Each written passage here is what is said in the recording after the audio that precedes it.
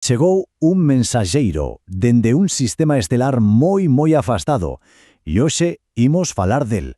Imos desvelar os segredos que agocha este visitante tan enigmático do espazo profundo. 3I/Atlas. Imaginade por un momento que pudiésemos estudiar un anaco doutro sistema solar. Non unha imaxe, non datos, non, unha mostra física, real, dun mundo a anos luz de distancia, que chega ata nós. Pois bien, esa é a oportunidade, a incrible oportunidade que nos ofrecen estes visitantes interestelares. Pero a ver, para entender de verdade por que 3I/ALTLS eso é tan importante, primeiro temos que dar un pasillo atrás. Hai que saber que son exactamente estes viaxeiros cósmicos. Son nin máis ni menos que mensaxeiros cósmicos. Pensemos neles como náufragos. Foron expulsados das súas estrelas, dos seus fogares, por forzas gravitacionais brutais, e dende entón levan miles de millóns de anos vagando sós pola Vía Láctea. E o máis importante, levan consigo os segredos a química dos mundos onde se formaron. É que isto é algo moi novo. A chegada destes obxetos abriu un campo de estudo na astronomía que antes non existía. A cousa empezou en 2017 con o Oumuamua, que nos deixou a todos alucinados e cheos de preguntas. Logo, en 2019, chegou Borisov, que xa nos deu algunha pista química máis clara. E agora temos o terceiro da lista para analizar. E aquí é onde comeza a nosa historia de hoxe. Os astrónomos confirmaron que este novo obxecto, 3I/Atlas, seguía unha traxectoria, digamos, de non retorno. Unha traxectoria hiperbólica, que ven significar que non está atrapado pola gravidade do Sol. É un visitante de paso, unha oportunidade única de agora ou nunca para estudalo.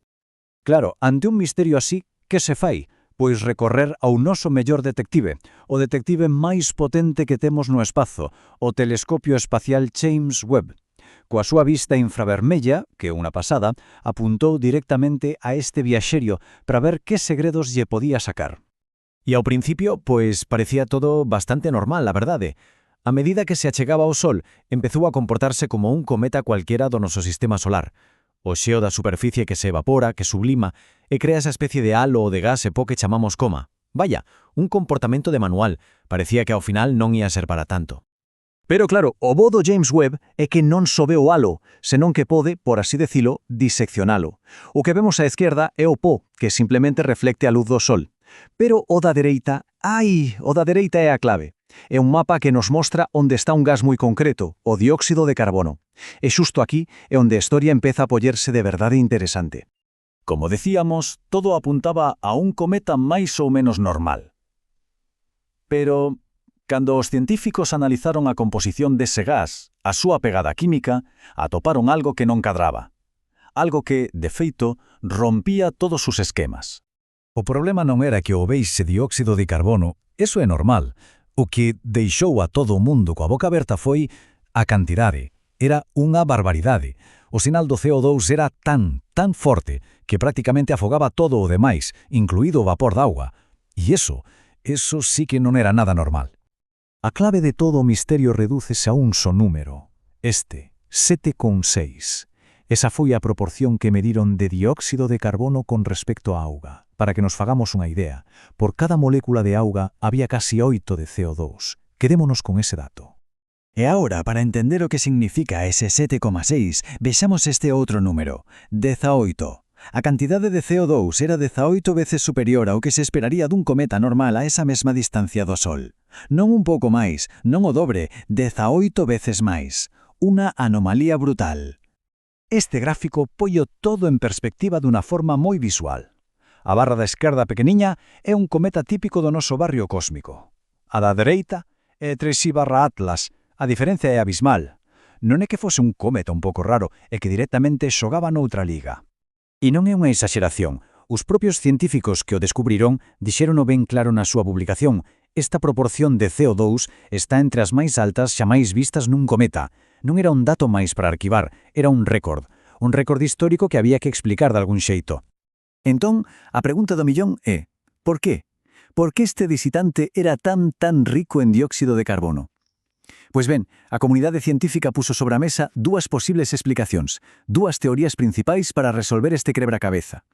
E as dúas ideas son moi interesantes.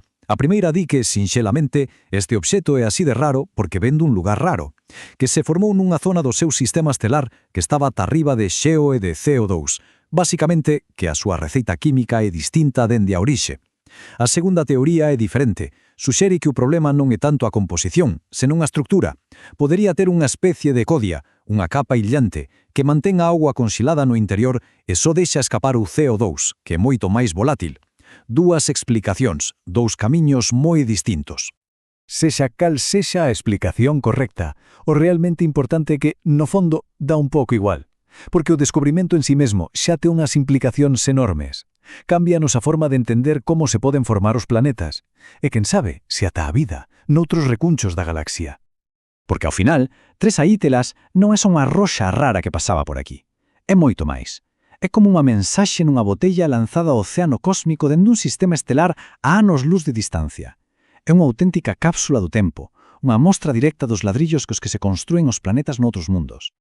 Entón, que nos di esta mensaxe cósmica? Pois cousas moi importantes. Primeiro, que podemos tocar, podemos analizar directamente os ingredientes dos planetas doutras estrelas. Segundo, que a receta para facer mundos non é a mesma en todas partes. Hai unha diversidade química brutal na galaxia.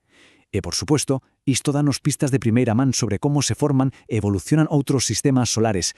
Cada un destes visitantes é unha peza máis para un mapa que estamos empezando a debuxar, o mapa da creación de planetas na Vía Láctea. Tres Atlas foi unha peza fascinante, unha peza cargadísima de carbono que encaixar no noso crebacabezas do cosmos. Pero só é unha peza. A pregunta que nos queda no aire é: que outros segredos estarán agora mesmo viaxando cara a nós? Que nos contará o seguinte mensaxeiro que chegue das estrelas?